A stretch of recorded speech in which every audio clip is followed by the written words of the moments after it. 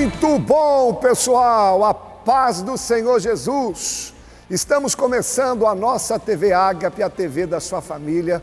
O programa hoje está espetacular. Tem louvor, testemunho, palavra, enfim, Deus vai falar muito contigo. Já aumenta o volume que nós vamos colocar a primeira canção. Já vai dando like, compartilha. TV Ágape, a TV da sua família, já começou.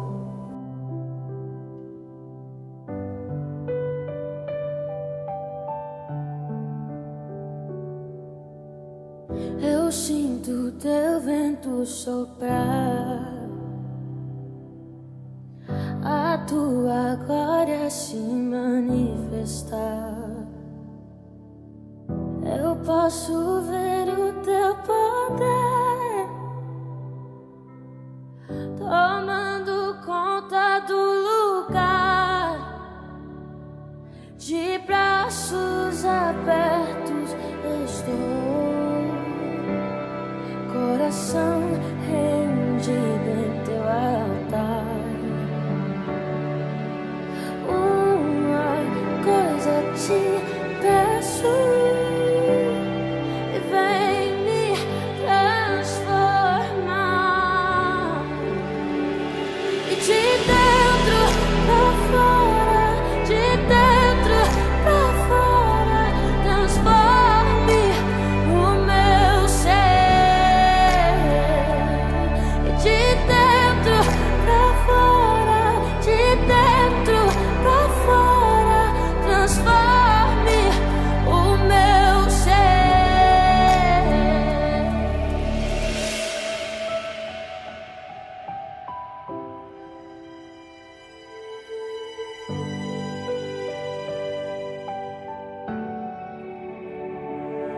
De braços abertos estou, coração rendido em teu altar. Uma coisa te peço, vem me transformar. De dentro pra fora, de dentro pra fora, transforme o meu ser. De dentro pra fora, de dentro pra fora, transforme o meu ser. De dentro pra fora, de dentro pra fora, transforme o meu ser. De dentro pra fora, de dentro pra fora, transforme o meu ser. Então vem, sem demora, vem com teu poder, entre e dentro de mim. E como fogo em meus ossos, vento em meu peito, entre dentro de mim. Então vem, sem demora, vem com teu poder, entre dentro de mim. Como fogo em meus ossos, vento em meu peito, entre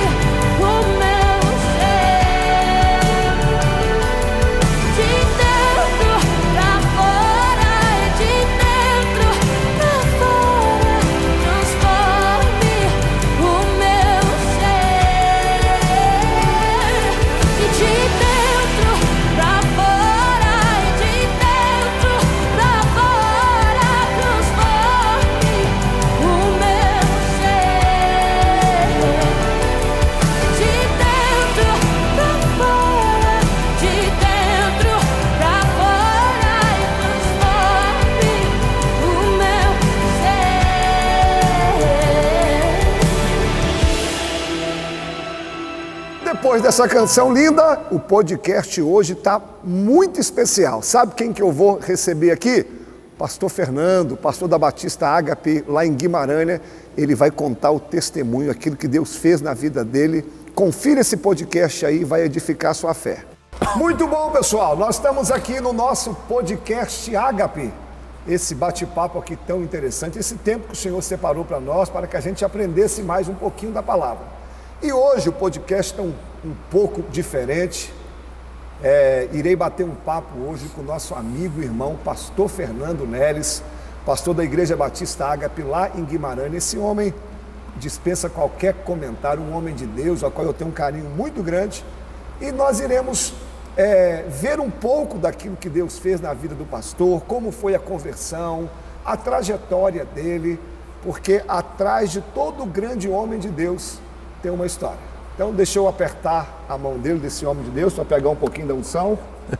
Seja bem-vindo, pastorzão. Dá um alô para a galera aí, para a gente já começar o nosso bate-papo. Seja bem-vindo. Obrigado. Amém. Deus abençoe.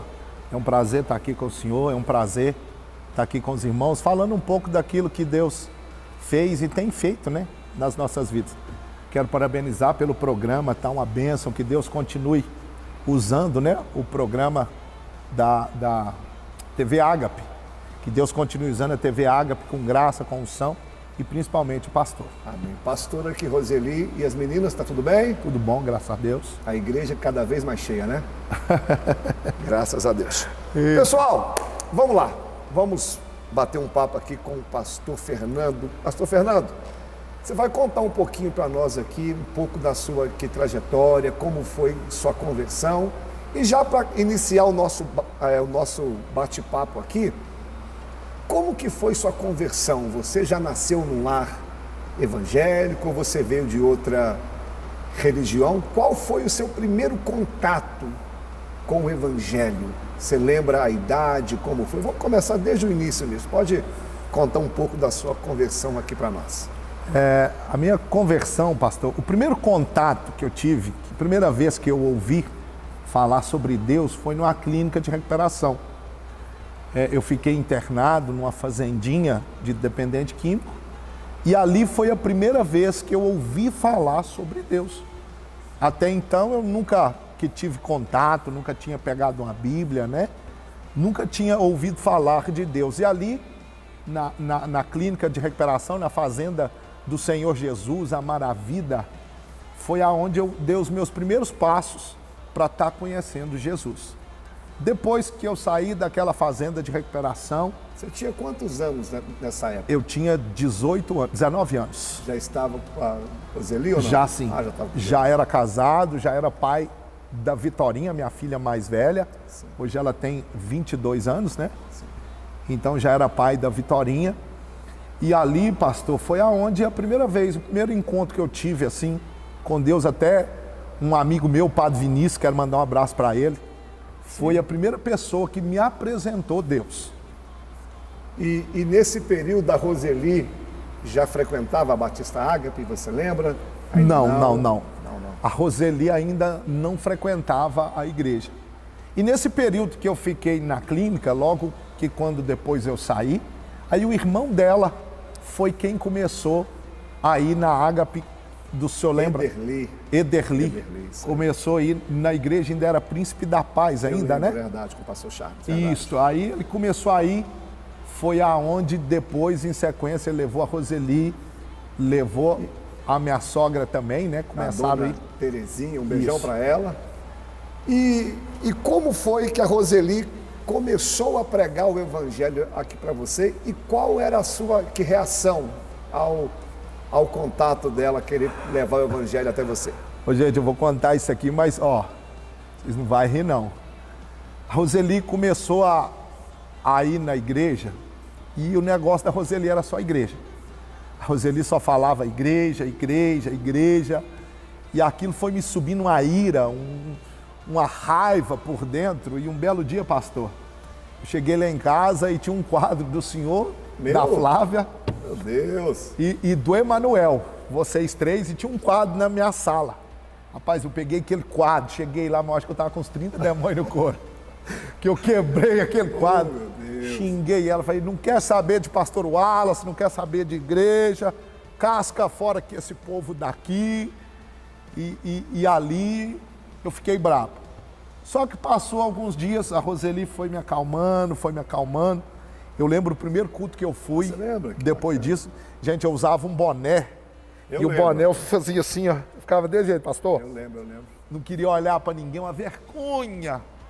E foi a primeira vez que eu pisei e conheci o Senhor ali pessoalmente. E ali foi o meu primeiro passo dentro da igreja. E ali, pastor, eu tinha voltado, infelizmente, a usar droga novamente. Sim. Só que a minha vida estava de mal a pior. Aí a Roseli me apertando, vamos para Jesus. Aí, no impulso, naquele momento, eu falei, então vamos. Resolvi batizar, resolvi entregar minha vida para Jesus. Até no dia do meu batismo aconteceu uma coisa que bem estranha, mas isso é outra coisa. Batizei, só que aí onde vai entrar uma das piores partes que eu acho que aconteceu na minha vida. Porque logo que eu batizei, todo mundo que batiza, que entrega a vida para Jesus, a primeira coisa que acontece é vir as dificuldades, as adversidades. Eu lembro de um texto em Êxodo 5, se eu não estou me enganado, quando Deus fala para Moisés, As propostas de Faraó, né? Moisés, vai lá e fala para Faraó deixar o meu povo me emprestar um culto. Êxodo 8 e Êxodo 10. Não, esse que é Êxodo 5. Aí Moisés vai lá, fala com o Faraó. A Bíblia diz que quando Moisés está saindo de lá, a Bíblia diz que o capitão da guarda está entrando. E quando o capitão entra lá, Faraó vai falar assim para o capitão da guarda, ó, esse povo aí está muito à toa, esse povo aí não está fazendo nada. Eu vou cortar a palha desse povo, esse povo agora além de fazer tijolo, eles vão ter que arrumar até a palha. Ou seja, aquilo que era para melhorar agora vai piorar. Moisés ouviu o chamado de Deus, mas quando ele vai, as coisas em vez de melhorar, piorou.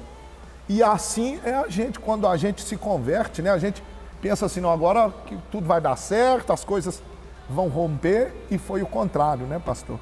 As coisas pioraram para o meu lado também. Só que na época eu não tinha o discernimento bíblico, eu não tinha... E melhorou em que sentido conhecimento. que você fala? Financeiramente, que você disse que as coisas aqui para você... Pioraram. Piorou. Piorou. Desculpa. Assim como aconteceu com Moisés. Entendi. Moisés... Piorou em que sentido? Financeiramente? Moisés foi lá e falou, Deus mandou falar com você aqui, Faraó, libera o povo. Só que Faraó não liberou. Sim. Faraó colocou mais peso, que mais carga. Aí, o que piorou para mim? Primeira coisa, eu me envolvi com pessoas que não eram cristãs de verdade, né? Você aí que batizou, meu irmão, se envolva com pessoas mais velhas, que têm mais sabedoria, mais conhecimento. As más conversações estragam os bons costumes. 1 Coríntios 15, 33. Isso aí. Aí eu, infelizmente, pastor, eu comecei a olhar demais para as pessoas, esqueci de olhar para Cristo. Aí foi aonde eu resolvi afastar novamente do Evangelho. Pensei assim, gente, esse pessoal aqui fala uma coisa e vive outra. Entendi. E o mundo que eu vim da droga, a gente tem uma sinceridade, né? Sim. E eu pensei, gente, esse pessoal aqui faz tudo o contrário, eu vou voltar para o povo que eu vivia, com o jeito que eu vivia, que era melhor. Aí foi aonde agora vai entrar a parte mais legal da minha história. Aonde eu afundei mesmo. A Bíblia vai nos ensinar, né, pastor? Que quando a casa é limpa, adornada, quando você volta de novo, né? Ele vem com mais 7, né? Ou seja, piora 7 vezes mais. E assim aconteceu comigo. Voltou pior. Eu fui para o extremo, para o fundo do poço mesmo. Foi aonde aí, né? O pastor Wallace, junto com a minha esposa, eles não desistiram de mim. Principalmente a Roseli. Ela resolveu travar uma batalha de oração pela minha vida, pela nossa família e pela nossa casa. Por diversas vezes, né, a Roseli foi na casa do Senhor, falando, agora chega, agora eu não quero mais. Agradeço muito a Flávia, a pastora Flávia. Quantas e quantas vezes, né, pastor? Até minha família desistiu de mim. Os parentes dela falaram, filha, vai viver sua vida, vai viver a sua história, né? Porque o Fernando não tem jeito, não. Humanamente falando, era um caso perdido, né, Fernando? Perdido, né, pastor? Perdido. Mas eu sempre brinco e falo que o pastor Wallace, a pastora Flávia e a Roseli, a Bíblia vai falar de José de Arimateia, um homem que investe no corpo morto de Jesus, um homem que compra o corpo morto de Jesus. Por quê? Você investir num corpo reproduzindo, um corpo que faz milagre, um corpo que está saudável é fácil, né, pastor?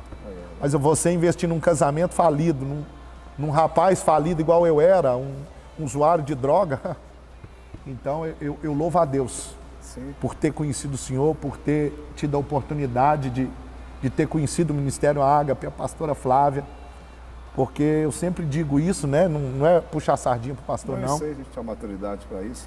Pastor Fernando, quantas famílias que vivem essa situação, você que viveu esse lado, o que você aprendeu com a Roseli? O que você pode ensinar? Quem sabe tem alguma mulher que está nos ouvindo agora, que o esposo esteja na mesma situação. O que você hoje entende que foi fundamental as atitudes da Roseli para que hoje você estivesse na posição que você está? A Roseli, ela travou uma batalha espiritual, porque a sua luta, às vezes você que está me ouvindo aí, você sofre com seu marido que usa droga, seu filho que está no mundo do crime. A sua luta não é contra a carne nem contra sangue. A sua luta é contra principado, potestade, dominador. E luta espiritual se vence espiritualmente. A Roseli, ela travou uma batalha de oração e ela fez um propósito com Deus, pastor. Todas as vezes que eu chegava aqui, como se diz, chapado, endemoniado, ela nunca me retrucava, ela nunca falava nada. Silêncio, né? O silêncio, assim como Jesus fez. Jesus é o leão, mas ele venceu como cordeiro. Então a Roseli, ela travou uma batalha em silêncio, pastor. E aquilo que tinha dia que eu acordava 3 horas da manhã, variando, parecia que tinha gente me sufocando, alguém me tirando a respiração. Quando eu via, era a Roseli impondo as mãos sobre mim, orando sobre mim, né? Então, a minha esposa, ela foi fundamental. E pastor fundamental. Fernando, esse testemunho lindo, poucas pessoas sabem. E qual o conselho que você dá para algumas pessoas que lutam contra um vício, seja do crack, seja da cocaína, ou do álcool, do cigarro? Você que viveu esse mundo e o Senhor te libertou, você tem autoridade para falar sobre isso. Qual o conselho que você dá a alguma pessoa que está lutando contra essa situação? O vício da droga, da bebida, do cigarro, muita gente fala que é só ter força de vontade, é servir com isso, meu irmão. Só quem já viveu lá sabe, né? Se fosse fácil, se fosse ser vergonhice, pastor, é muito fácil, pastor. Milhares e milhares de famílias sofrem com isso, pastor. Então, um conselho que eu vivi na pele: não desista desse filho, não desista desse esposo, ou dessa mulher, desse parente seu. Não desista, porque Deus, ele é o Deus do impossível. Deus, ele é capaz de fazer aquilo que ninguém é capaz de fazer. Por mais que esteja complicado, por mais que esteja difícil, meus irmãos, não desista desse familiar seu. E para a pessoa que está lutando contra esse vício, tem alguém nos ouvindo agora que se vê nesse seu que testemunha e não sabe por onde começar, o que fazer. O que você tem a falar para essa pessoa? Primeira coisa, a Bíblia vai dizer em João 15, 5, né? Sem mim, nada podeis fazer. Então, o primeiro conselho que eu te dou: busca o Senhor. Busca o Senhor da forma que você tiver, que seja aí que drogado. Eu lembro, pastor, eu vou contar isso aqui, mas você não vai ficar bravo comigo, não. Eu já fui várias vezes para a igreja drogado, meus irmãos. Já cheguei lá ruim, mas ruim. Que eu lembro de um episódio que eu estava no processo de libertação. O pastor lembra dessa aqui. Eu falei assim: pastor, o evangelho para mim não está funcionando não, pastor. Não dou conta de parar de fumar. Eu falei: e agora, pastor, como é que faz? Aí o pastor Wallace falou para mim, ó, faz um favor para mim, Fernando. Primeiro, não para de vir nos cultos, não para. Segundo, você pode fumar seu cigarro, mas não fuma na porta da igreja não. Você vira a esquina ali, que acende o seu cigarro. Eu não sei quando, mas no mais tardar, Deus vai te libertar. Pastor, passou uma semana, eu nunca mais fumei. Bom, graças a Deus, pastor. Ou seja, se o pastor tivesse brigado comigo, me xingado, corrido comigo, que eu estava perdido até hoje, mas por causa de uma palavra de amor, de carinho e de compaixão, estou eu aqui hoje livre Graças e a liberto Deus. no nome de Jesus. Pessoal, que testemunho bonito, hein? Poxa, a gente poderia ficar mais tempo aqui, mas o tempo voa. E para a gente terminar aqui, Fernando, para quem não sabe, eu sou pastor desde 2004 e já celebrei vários casamentos, vários, perdi até as contas. E a noiva sempre atrasa, é natural, lembrou, né? A noiva sempre atrasa, é natural. E o casamento que a noiva mais atrasou foi o casamento do pastor Fernando e da Roseli. Um casamento marcado para 6 horas da tarde, mais ou menos. O casamento começou que hora? 10 horas? 10 horas. 10 horas, meu irmão. 10 horas. Mas eu vou deixar que o pastor Fernando explique o motivo para a gente encerrar esse bate-papo aqui. O que aconteceu com aquele atraso lá, Fernando? O meu casamento, eu sou um privilegiado, né? Primeiro, eu tive o privilégio do pastor Wallace me batizar, me ganhar para Cristo. Pastor Wallace me casou, pastor Wallace me consagrou e me deu a chance de estar pastoreando. Então, eu sou cria aqui do Senhor mesmo. O mais que o Senhor queira que não, mas eu sou cria sua. Uma honra. Que aí, gente, no meu casamento, o fotógrafo era, eu vou falar a cidade, era lá de Guimarães, o fotógrafo que nós Deus te levou arrumamos. para lá, né? Aí o fotógrafo trocou os dias, porque geralmente o casamento é no O seu sábado. casamento foi na sexta. Foi na sexta. Aí o fotógrafo não aparecia, nada. 6h30, 7 horas. 8 horas, 9 horas, aí quando é fé que não, nós entramos no carro e fomos atrás dele. Chegou lá e falou, não, meus trem tá pronto para amanhã. Eu tô lá. Certinho. Aí nós arrumamos um aqui mesmo de última hora, aí meu casamento foi acabar 11 horas da noite, né, pastor?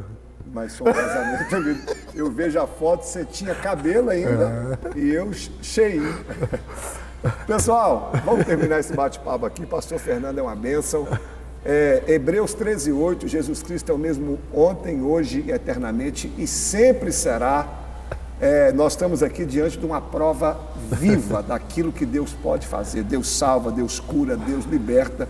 Pastor Fernando está aqui para nos encorajar que Deus pode pegar o homem em qualquer situação e fazer dele um homem de Deus. Pastor Fernando hoje é um exímio pregador, um exímio líder, um camarada que meu coração se alegra em ver a maneira que ele busca a palavra, que ele prega, o zelo que ele tem com a obra de Deus. E esse testemunho edificou muito a nossa vida. Pastorzão, bate aqui, um abraço para a Roseli, para aquela igreja linda, para suas filhas. Despede aí do pessoal para a gente terminar. Louvado seja Deus. Quero agradecer, né? Primeiro a Deus, quero agradecer mais uma vez ao pastor Wallace, pastora Flávia, ao Ministério Ágape, que investiu naquilo que ninguém queria investir. Então, eu louvo a Deus pela vida de cada um. E ó, não desiste não, meus irmãos. Não desiste. Não desiste. A última palavra não é do homem, a última palavra é de Deus. Bom? Deus abençoe. Obrigado, viu, pastorzão? Valeu. Pessoal, assim a gente encerra o podcast. Fica aí que o programa continua. Tem muita coisa boa. Valeu. Testemunho edificante. Pastor Fernando é uma bênção. Eu sou suspeito para falar. Gosto muito dele. Você já deu like? Já compartilhou? Quanto mais você fizer isso, o YouTube entende que o vídeo é relevante e ajuda a gente a compartilhar. Agora, tem uma dica de um profissional. Nós não poderíamos falar de educação sem falar de amor. E nós não poderíamos falar de amor sem falar de Jesus. Hoje eu gostaria de lembrá-los aquela passagem bíblica que está em Lucas 14:28, que diz o seguinte, sobre uma construção. Como é feita a construção? Que antes de fazermos uma construção, ela tem que ter os cálculos, o que vai gastar, o que não vai gastar, como é a base e tudo mais. Sendo assim, nós, profissionais da educação, temos que ter uma base fortalecida, uma base fortalecida em quem? Em Jesus. Se nós não estivermos firmes nessa base, se nós não usarmos o amor que Jesus nos transmite, nós não poderíamos ser educadores, porque é muito difícil lidar com crianças, não é para qualquer pessoa. Esse chamado é único e esse chamado ele vem desde que o Senhor nos fez. Então, antes de qualquer coisa, busque a direção do Senhor para saber qual é o seu chamado, qual é o seu propósito de vida nessa terra, porque nós não podemos fazer algo que não chama a atenção do nosso coração, que o nosso coração não acelera. Então, você, educador, você, mãe, você responsável, nós temos que ter um discernimento muito grande a respeito das crianças, porque as crianças precisam ser amadas, precisam ser acolhidas antes de serem ensinadas, porque ensinar, todas as pessoas podem ensinar, mas antes de entender esse chamado, nós temos que ter o discernimento do Espírito para fazermos as coisas exatamente como são. Essa é uma dica de uma profissional da educação. Espero que você esteja gostando. A TV Ágape 2023 está maravilhosa. Vamos agora para a agenda da igreja. Você vai conferir os cultos aqui para você participar conosco. Agenda da igreja. As profundezas desceu, o cativeiro quebrou, o inimigo está debaixo de seus pés.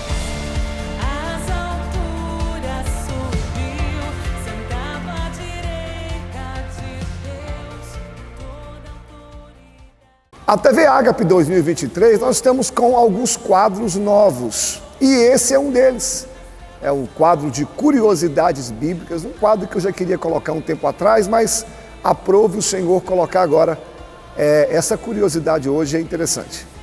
Muito bom, pessoal. Agora nós vamos para esse quadro de curiosidade bíblica. Eu espero que você esteja gostando.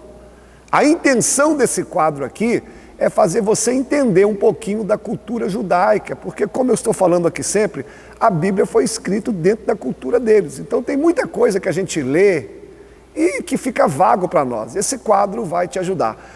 A curiosidade bíblica de hoje, acompanha aqui no telão, ó. Aí, ó. E eu vos farei pescadores de homens. Essa é a nossa curiosidade de hoje. Eu quero falar um pouquinho hoje sobre como que era a pescaria nos tempos de Jesus. Se você vê os discípulos de Cristo, entre os 12, que eram os mais próximos, no mínimo 4 eram pescadores. André e Pedro, Tiago e João. E por que Jesus escolhe 4 pescadores para ser discípulo? Alguma coisa tem, não é por acaso. Então eu quero falar um pouquinho para você hoje sobre a pescaria, como que eles faziam, por que o Senhor assemelha aqui, ó, pescador de homens. A pescaria era uma das profissões mais comuns que tinha na Palestina. Os judeus comiam muito peixe e com isso a demanda era grande. Havia o pescador individual, aquele que pescava sozinho, mas havia também aqueles que trabalhavam em equipe, como se fosse uma pequena empresa. Provavelmente André e Pedro, Tiago e João, eles trabalhavam juntos. Cada um tinha o seu barco, mas eles trabalhavam em equipe. E o barco aonde eles pescavam também, pessoal, não era nada confortável.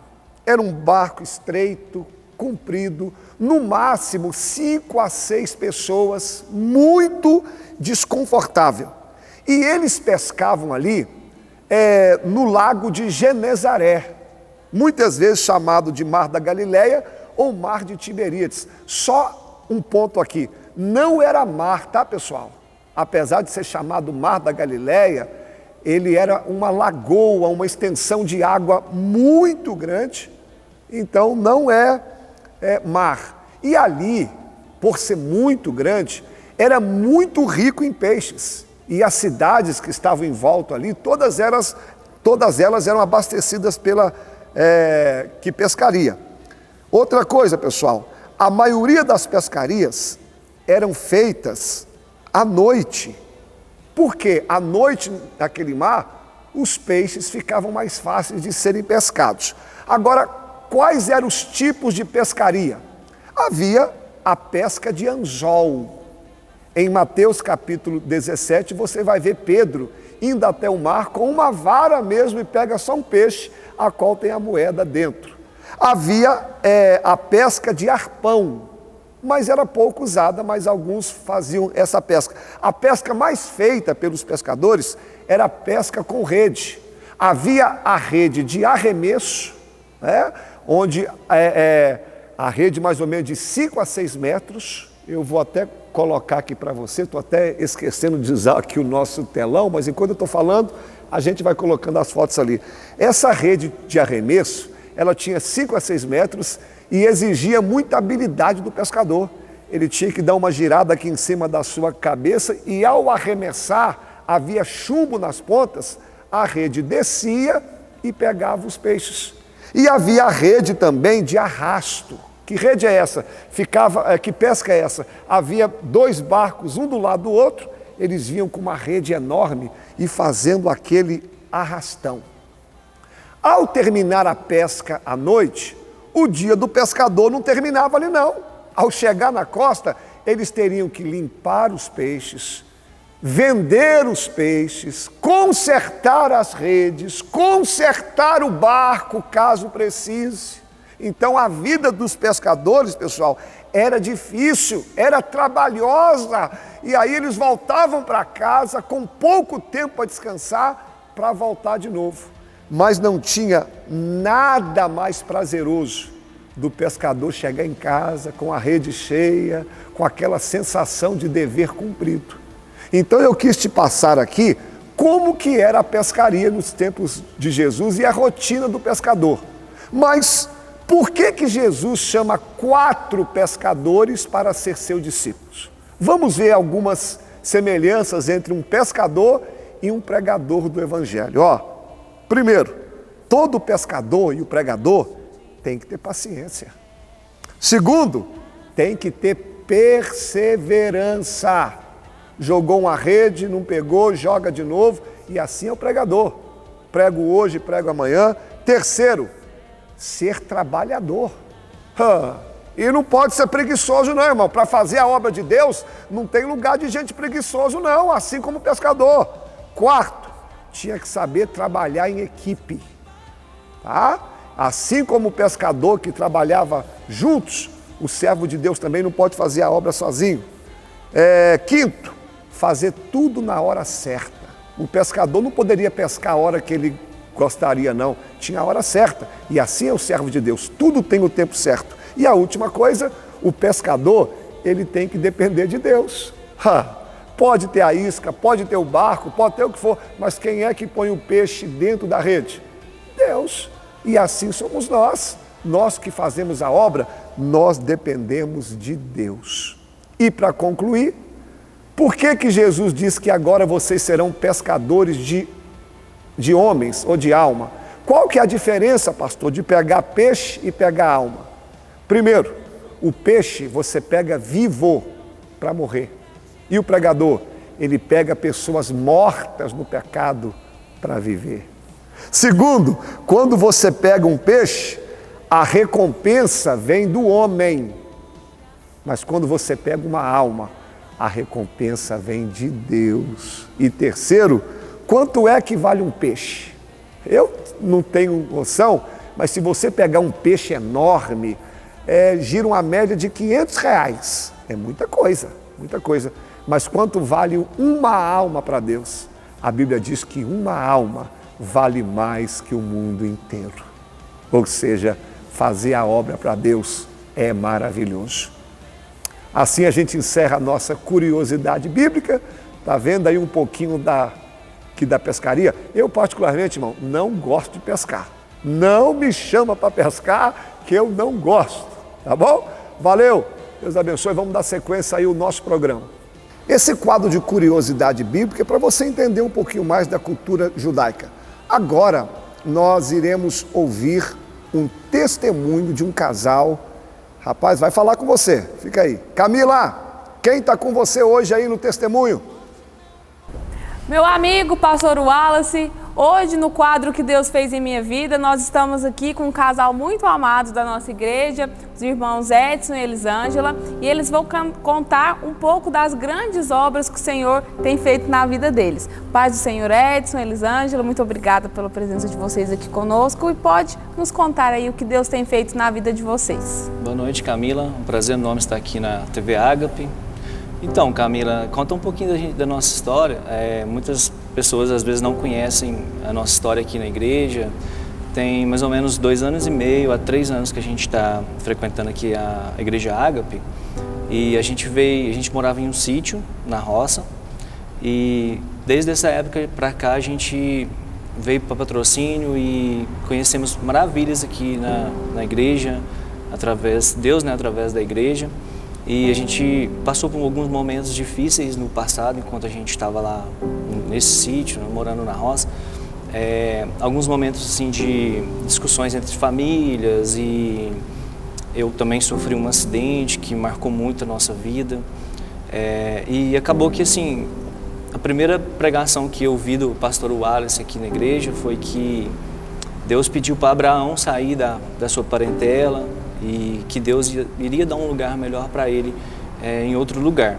E aquilo me tocou, marcou na minha vida. E assim, sempre as pregações do pastor Wallace parece que foi direcionado para a nossa vida, sabe? Então, com certeza, assim, foi um momento muito difícil na nossa vida. Quando a gente chegou aqui na igreja, vivemos momentos muito felizes, conhecemos muitas pessoas.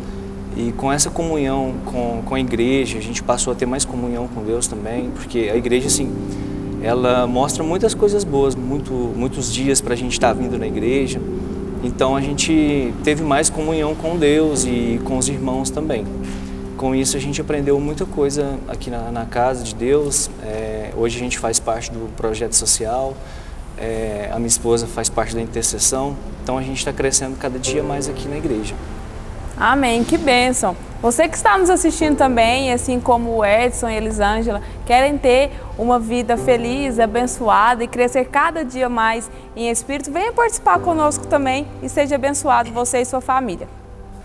Muito bom, Camila! O Edson e a Elisângela é um casal que nós amamos muito aqui na Igreja Batista Ágape.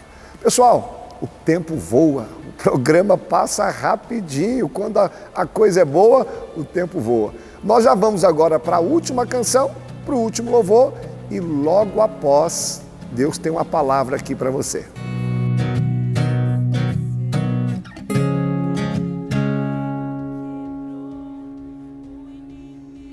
Bem na minha vez de viver aquilo tudo que eu sonhei, bem na hora que eu estava prestes a chegar na linha de chegada para conquistar. Bem na minha vez, só Deus sabe quantas vezes eu busquei, mas vi outra pessoa conquistar o que eu pedi, aquilo que eu achava que era para mim.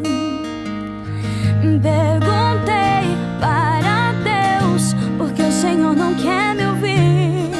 Me frustrei, eu chorei, pensei até em desistir.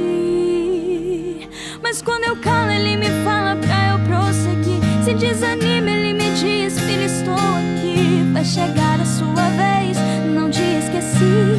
Pode confiar em mim. Aquilo que eu tenho preparado pra você, a sua imaginação não consegue prever. Ore outra vez, busque outra vez, tente só mais uma vez.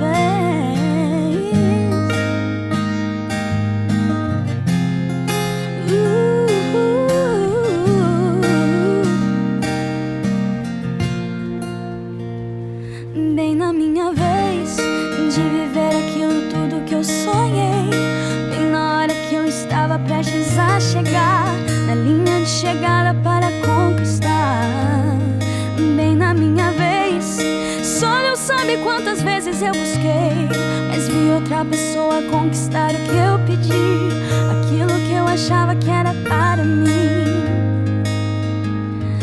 Perguntei para Deus porque o Senhor não quer me ouvir. Me frustrei, eu chorei, pensei até em desistir.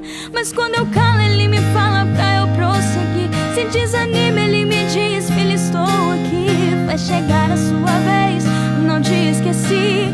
Pode confiar em mim. Aquilo que eu tenho preparado pra você, a sua imaginação não consegue prever.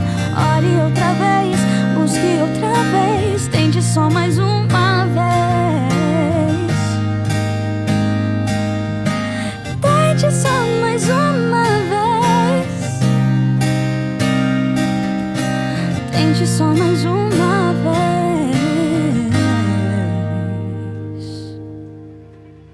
Meus irmãos, a paz do Senhor Jesus, eu quero compartilhar uma palavra com você hoje. Na verdade, eu quero fazer uma série de mensagens com você aqui em cima de um tema. Eu quero gastar 4 programas para falar com você sobre os 4 níveis de fé de acordo com o que Jesus nos ensinou. É uma palavra muito interessante, você será muito edificado. Olha o que diz Lucas capítulo 7, versículo 9. E ouvindo isto, Jesus maravilhou-se dele e voltando-se disse à multidão que o seguia: digo-vos que nem ainda em Israel eu achei tamanha fé. Esse aqui, Jesus está dando uma medida de fé. Nunca achei uma fé como essa. Mas o que é fé, irmãos? O que é fé? Fé é uma palavra muito usada na Bíblia, de tanto falar, a gente às vezes perde até o sentido da grandeza dessa palavra. A Bíblia diz no livro de Hebreus, capítulo 10, versículo 38 e Abacuque 2,4, que o justo vive pela fé. O justo não vive pelo que vê, pelo que ouve, pelo que sente. Não, a gente vive pela fé. Em Hebreus 11,6 diz que sem fé é impossível agradar a Deus. Olha a importância da fé. Mas, pastor, o que é fé? De acordo com a palavra, a fé em Hebreus 11:1 é o firme fundamento das coisas que não se veem e a convicção daquilo que se espera. Ou seja, eu não vi ainda, mas eu sei que vai chegar. Eu não recebi ainda aquilo que Deus falou que vai me dar, mas eu tenho certeza, convicção que vai acontecer. Por quê? Quem me falou foi Deus. É convicção. Fé é certeza, fé não é dúvida, fé é confiança.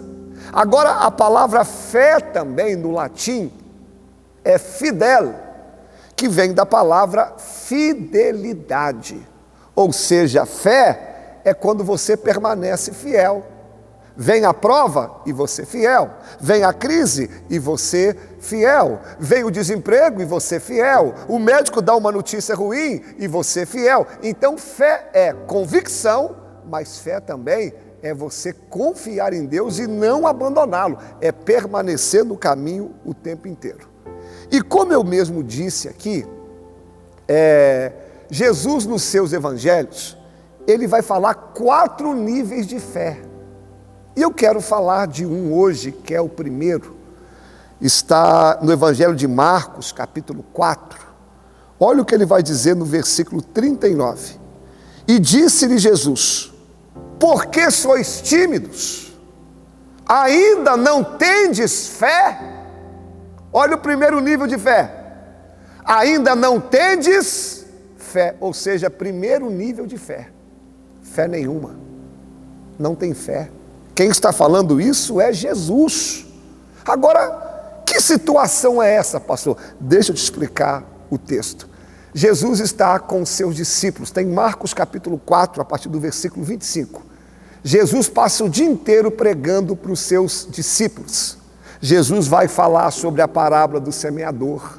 Depois ele vai pregar sobre a candeia que foi acesa e que não pode ser escondida. Depois Jesus vai pregar sobre o reino de Deus é como uma semente que o semeador semeou, foi dormir, sabendo que a semente iria crescer. E depois ele vai falar sobre a fé como um grão de mostarda, que pode até começar pequeno, mas cresce. Logo após esse dia inteiro de ensino, quando os discípulos pensaram que ia embora, Jesus disse assim: agora é a aula prática. Eu preguei para vocês. Agora nós vamos entrar no barco e passar para o outro lado. E quando eles entram no barco, Jesus vai dormir. A Bíblia diz que ele coloca a cabeça num travesseiro e dorme. Quando Jesus dorme, irmãos, vem uma tempestade. A Bíblia diz que a tempestade foi tão grande que as ondas entravam no barco e queria passar por cima do barco. E os discípulos que acabaram de ouvir a palavra do Senhor, Jesus passou o dia inteiro ensinando a palavra, pregando para eles, mas quando veio a tempestade, eles olham para o lado, vê que Jesus está dormindo, eles apavoram. E eles acordam Jesus desesperado: mestre, não importa que pereçamos. Aí Jesus se levanta, vai na proa do barco, levanta sua mão e com uma palavra ele repreende a tempestade. E diz a Bíblia que veio a bonança. Aí Jesus olha para eles e faz uma pergunta: por que não tendes fé? Por que sois tão tímidos?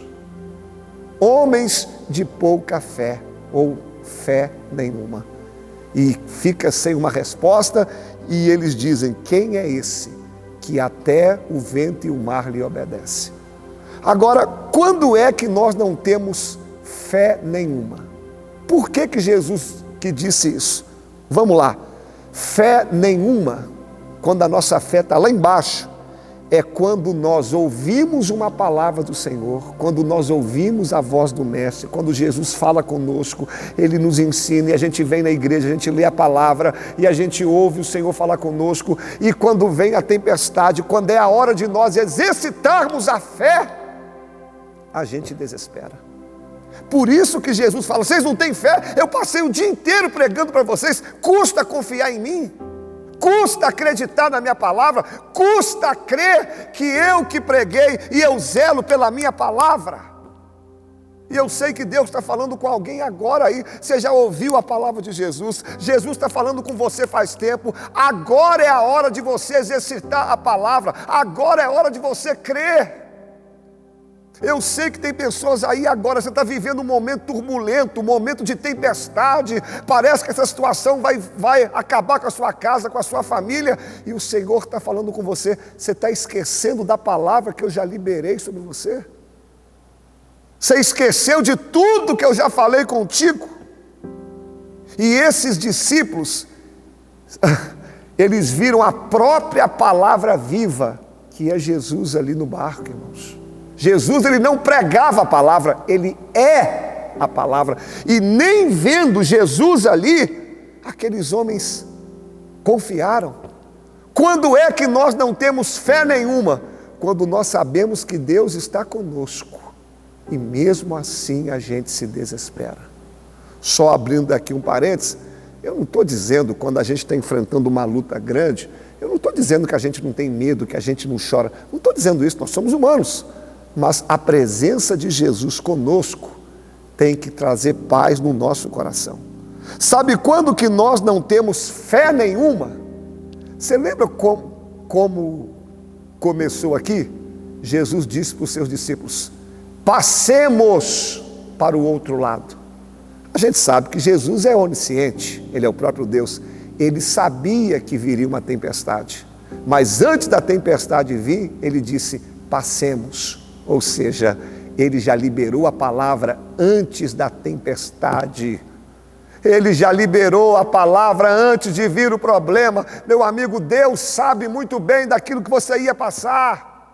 Deus sabia do seu desemprego, da sua enfermidade, Deus sabia de tudo, e Ele já liberou uma palavra antes. Passemos. Isso quer dizer o quê, pastor? A nossa fé tem que ser exercitada, mesmo quando tudo parece difícil. Aquele que prometeu é fiel. Pode crer que essa tempestade, eu vou liberar uma palavra para você aqui, essa tempestade não vai impedir o seu barco de chegar no outro lado.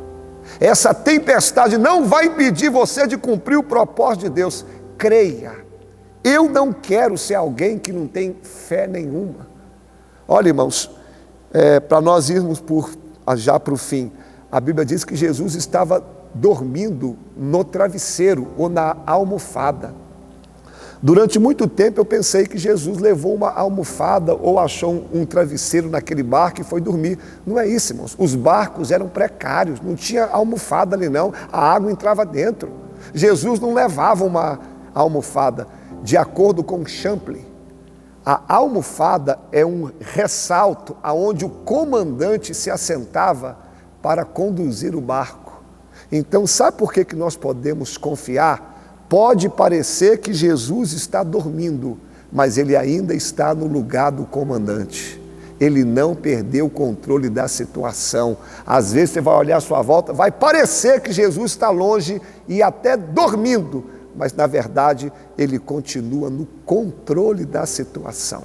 E eu quero terminar dizendo que logo no começo da história haviam outros barquinhos, mas quando a tempestade veio, não se ouve falar mais dos outros barquinhos. O único barco que é citado é o barco que Jesus estava dentro dele. Sabe por que você pode ter fé? Porque Jesus está no seu barco, Jesus está na sua vida. O único barco que vence as tempestades é o barco que Jesus está dentro dele. Então, na primeira parte dessa mensagem, eu não quero que Jesus olhe para mim e diga, você não tem fé nenhuma. Não, Senhor, eu quero continuar crendo até na tempestade. Eu quero continuar crendo na palavra de Jesus. Se Ele liberou uma palavra, é agora que eu tenho que exercitar. Usa a tua fé, essa tempestade não vai te parar. Deus te abençoe e vamos orar. Vamos orar? Vamos falar com Deus. Senhor, em nome de Jesus, eu quero apresentar cada vida que ouviu essa palavra, que foi tocado por ela. Senhor, nós precisamos ter mais fé. Aumenta a nossa fé, Senhor. Que essa tempestade que aproximou das nossas vidas, que não venha fazer com que a gente fique duvidando do Teu poder. Tem pessoas agora enfrentando crises terríveis, tempestades a qual eles estão até sem dormir, ó Deus. Mas que eles possam confiar que o Senhor está no controle de todas as coisas. Ah, Espírito Santo, vá de encontro a este homem, essa mulher agora, tranquiliza o coração. Essa pessoa que está enferma, que o Senhor cure essa enfermidade agora. Essa depressão, essa angústia, que o Senhor repreenda agora todo o mal. Essa crise na família, que o Senhor traga a paz. As portas que estão fechadas, que o Senhor venha abrir. Essa causa na justiça, Tu és o advogado dos advogados.